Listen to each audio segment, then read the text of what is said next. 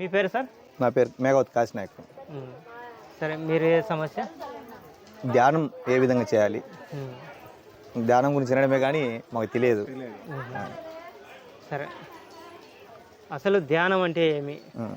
ధ్యానం అంటే ఏదైనా ఒక పని మీద మనము ధ్యాస పెట్టడం ధ్యానం.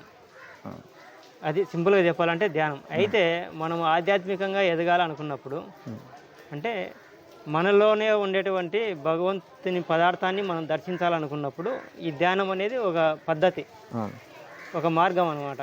దీంట్లో ఏమంటే ఇక్కడ 2 రకాలైనటువంటి విషయాలు ఉన్నాయి. ప్రపంచాల్లో 2 ఉన్నాయి, బాహ్య ప్రపంచము, అంతర్ ప్రపంచం. బాహ్య ప్రపంచం అంటే మనకు కనిపించేదంతా బాహ్య ప్రపంచం. దీన్ని బహిరంగ యానం అంటారు, ఎక్స్టర్నల్ వరల్డ్ అంటారు. ఇంకా లోపల అంతర్ ప్రపంచం అంటే అంతరంగం అంటారు, అది మన లోపల, దాన్ని ఇంటర్నల్ వరల్డ్ అంటారు. మన అందరికీ ఎక్స్టర్నల్ వరల్డ్ అంటే బాహ్య ప్రపంచం గురించి చెప్పాల్సిన అవసరం లేదు, అది అందరికి తెలిసిపోవచ్చు. ఈ బాహ్య ప్రపంచంలో ఎంత వరకు ఉందో, ఎంత దూరం ఉందో ప్రయాణము, అంత ప్రయాణం మనలో కూడా ఉంది. మనలోకి మనం చేసేటువంటి ప్రయాణాన్ని ధ్యానం అంటారు అనమాట. ఇప్పుడు ఈ ధ్యానం ఎట్లా చేయాలంటే ధ్యానంలో ముందు కళ్ళు మూసుకుంటారు. కళ్ళు ఎందుకు మూసుకోవాలా అంటే ఈ బహిరంగంలో బాహ్య ప్రపంచం నుండి మీ దగ్గరికి మీరు రావడానికి. కళ్ళు మూసుకుంటే ఇంకా ఏం కనపడదు కాబట్టి మీ దగ్గరికి మీరు వస్తారు. ఫస్ట్ వచ్చిన తర్వాత ఇక్కడ రకరకాల విధానాలు చెప్పినారు.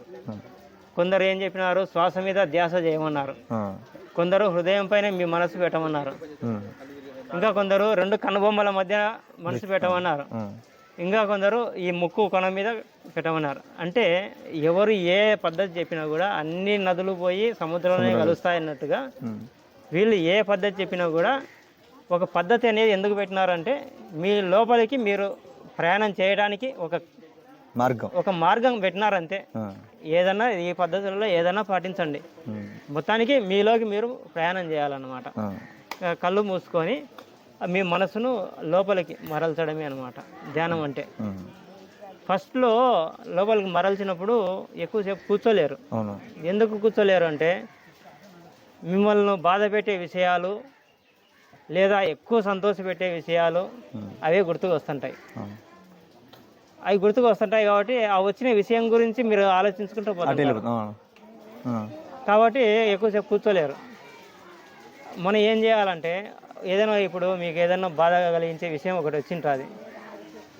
సపోజ్ నీవు అప్పు ఉండవు, ఎవరికన్నా వాడు అడిగింటాడు నీ అప్పు తీర్చమని, బాధ పెట్టింటాడు, నాకు రేపే కావాలని వింటాడు. ఇంకా అప్పుడు నీ విషయం అంతా దాని గురించే ఆలోచన ఉంటుంది నీకు ఎక్కువ. నువ్వు ధ్యానంలో కూర్చుంటే అదే వ్యక్తి కనిపించడం, ఆ మాటలే కనిపిస్తుంటాయి. అప్పుడు ఏం చేయాలంటే నువ్వు ఆ వచ్చిన విషయాన్ని పట్టించుకోకూడదు. వస్తాయి విషయాలు, వచ్చిన విషయాన్ని పైన పట్టించుకోకూడదు. పట్టించుకోకుంటే కొద్దిసేపటికి అది వెళ్ళిపోతుంది. ఆ విషయం వెళ్ళిపోయినప్పుడు ఇంకొక ఆలోచన వస్తుంది. అట్లా ఒకదాని తర్వాత ఒకటి ఆలోచనలు వస్తూ ఉంటాయి. వస్తూ ఉన్నప్పుడు వచ్చిన ఆలోచన వెంట పోకూడదు. వచ్చిన ఆలోచన వెంట పోకుండా ఆడికి కట్ చేయాలి. కట్ చేసి మళ్ళీ మనసును ఈ విధానంలో ఎక్కడికైనా కూడా అది శ్వాస మీదనో, హృదయం మీదనో, ముక్కు కొన మీదనో ఎక్కడోసారికి తిప్పాలి. తిప్పినప్పుడు ఆ విషయం వెళ్ళిపోతుంది. ఆ విధంగా రోజు చేస్తూ ఉంటే లోపల ఉండే ఆలోచనలు అన్నీ వెళ్ళిపోతాయి. లాస్ట్కు ఏ ఆలోచన రాదు. రానప్పుడు మనసు ఎట్లా ఉంటుందంటే దీపము వెలుగుతూ ఉంటుంది, గాలి లేకుంటే చక్కగా వెలుగుతూ ఉంటుంది. ఆ విధంగా మనసు నిలబడుతుంది. దాన్ని ఆలోచన రహిత స్థితి అంటారు. అప్పుడు ఎటువంటి ఆలోచనలు ఉండవు, మనసు ప్రశాంతంగా ఉంటుంది. గాలి లేని చోట దీపం ఉన్నట్టు అది నీ మనసు నిలకడ వస్తుంది. దాన్ని మనో నిశ్చలత అంటారు. ఆ స్థితికి రావడానికి ఇక్కడ ఒక ఉపాయం చెప్పినాడు. ఇప్పుడు మన ఇంటికి ఒక అతిథి వస్తున్నాడు, బంధువు వస్తున్నాడు. వచ్చిన రోజు ఏం చేస్తావు అంటే నువ్వు గౌరవించి కాఫీ టీ ఇచ్చి మర్యాద చేస్తావు. ఆ బంధువు రోజు వస్తున్నాడు అనుకో, నీకు ఇబ్బందిగా ఉంటుంది. బంధువు అంటే ఏదో ఒక రోజు వచ్చి పోయేవాడు బాగుంటుంది, మనకు బాగుంటుంది, వాళ్ళకు బాగుంటుంది. అడగంటే రోజు వస్తున్నాడు అనుకో, రోజు వస్తుంటే రోజు నువ్వు టీ ఇస్తున్నావు అనుకో, వాడు రోజు వస్తుంటాడు. వచ్చినా నువ్వు పట్టించుకోలేదనుకో, ఒకరోజు పట్టించుకోలే, 2వ రోజు పట్టించుకోలే, 3వ రోజు రాడు. పట్టించుకుంటుంటే వస్తుంటాడు, పట్టించుకోకుంటే 3వ రోజు వాళ్ళకే వాళ్ళు అర్థం చేసుకుంటారు. ఆ విధంగా వచ్చినటువంటి ఆలోచనలు పదే వస్తూ ఉంటాయి. ఈ ఆలోచనలు వచ్చిన ఆలోచనలు పట్టించుకోకూడదు. ఎప్పుడైతే నువ్వు పిలవకుండా వచ్చిన అతిథిని పట్టించుకోకుండా వదిలేసినావో ఆ విధంగా ఈ ఆలోచనలను వదిలేయాలి. అది ఏ ఆలోచన ఉన్నా కానీ, మంచి ఆలోచన కానీ, చెడు ఆలోచన కానీ, ఏదైనా కూడా అన్ని ఆలోచనలను వదిలేయాలి. వదిలేయగలిగినప్పుడు అక్కడికి స్టాప్ అవుతుంది, ఇంకా ఆలోచన రావు. ఇంతకుముందు నువ్వు ఒక విషయం గురించి చాలా బాధపడి ఉంటావు, అప్పుడు ఎక్కువ వేధించి ఆ ఆలోచన పదే పదే వచ్చింటుంది. ఇంకా ధ్యానం చేయంగా ఎంత నువ్వు గుర్తుకు తెచ్చుకున్నా కూడా రావు అవి. ఆ విధంగా అయిపోతుంది. ఆ విధంగా అయిపోయి లాస్ట్కు మనసు అనేది లేకుండా పోతుంది. అంటే ఆలోచనలే ఉండవు ఇంకా.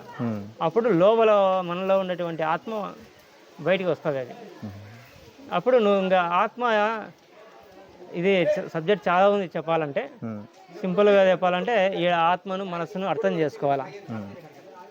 సపోజ్ ఒక చిన్న పిల్లవాడు ఉన్నాడు,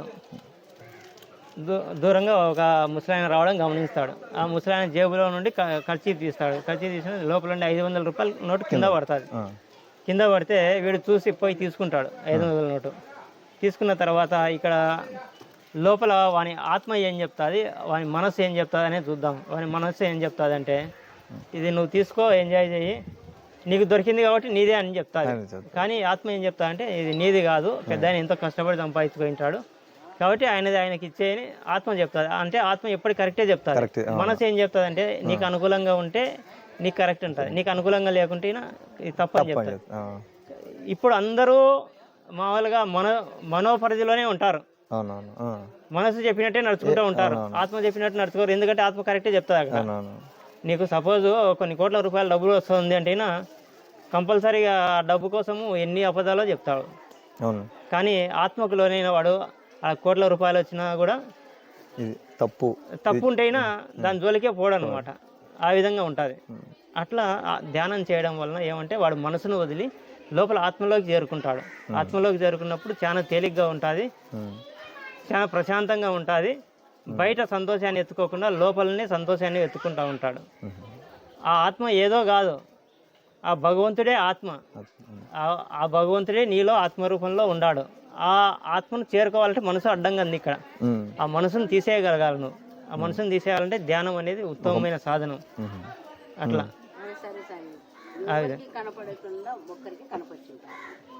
ఎవరికి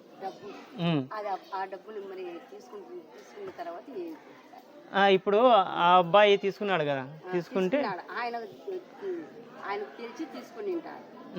ఆ అబ్బాయి ఆత్మకు లోనై ఉంటే తిరిగి ఇచ్చేస్తాడు.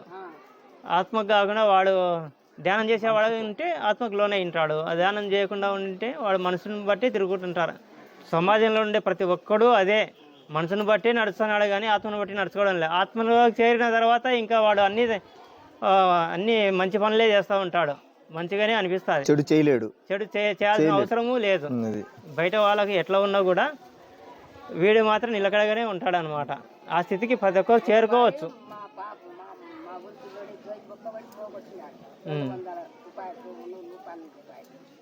ముందు పోయినాడు చూసుకోలే, నేను వెనక పోయినా నాకు దొరికింది. నువ్వు ఎందుకంటే నువ్వు ధ్యానం చేస్తున్నావు కాబట్టి నువ్వు ఎంతో కొంత నీకు విశేషణ తెలిసి ఉండదు కాబట్టి తప్పు ఒప్పు అనేది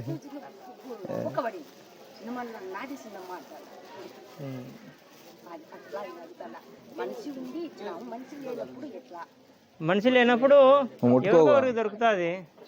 అప్పుడు ఒప్పుకోవు.